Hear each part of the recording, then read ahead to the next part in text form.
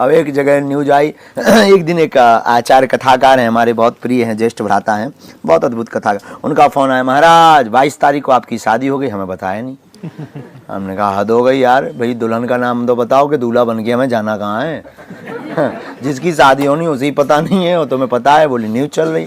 तो इंटरनेट का ज्ञान ऐसा होता है। लेकिन अब आपका प्रश्न ये है कि भगवान की पूजा में गलतियां अगर करते हैं तो उसका प्रायश्चित क्या है। पहली बात तो सीधी सी बात हम आपको बताएं, परमात्मा कभी किसी से रुष्ट नहीं होता, और परमात्मा का मतलब ही यही, जो किसी से रुष्ट ना हो।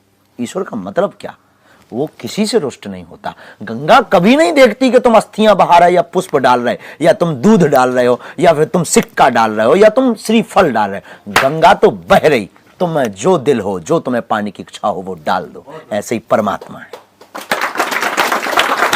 परमात्मा कभी नहीं देखता कि तुम पूजा में चढ़ा क्या रहे, आगे चढ़ा रहे या पीछे चढ़ा रहे। परमात्मा ये देख रहा है तुम चढ़ा कहां से रहे, दिमाग से या दिल से। तो अगर आप ऐसे विचार करेंगे तो कर्मकांड बहुत बड़ा। पर इसका मतलब ये नहीं कि हम कर्मकांड के विरोधी हैं। कर्मकांड की एक पद्धति है, जैसे हम तन की सेवा करते हैं वैसे परमात्मा की करो। हम तन पे पहले स्नान करते हैं, परमात्मा को स्नान कराओ। हम कपड़े पहनते हैं, अपने ठाकुर जी को पहनाओ। हम बढ़िया तेल ठोंकते हैं, अपने ठाकुर जी को भी लगाओ। हम बढ़िया सा श्रृंगार करते हैं, चंदन लगाओ, माला पहनाओ ठाकुर जी को। हम भी इत्र लगाते हैं, ठाकुर जी को बढ़िया इत्र लगाओ। अब हम लोग गलती क्या करते हैं, अगर गलती हमसे कोई पूछे तो व्यक्ति एक गलती कर रहा बहुत ज्यादा। एक ही प्रसाद को वो एक महीने तक खिलाता है।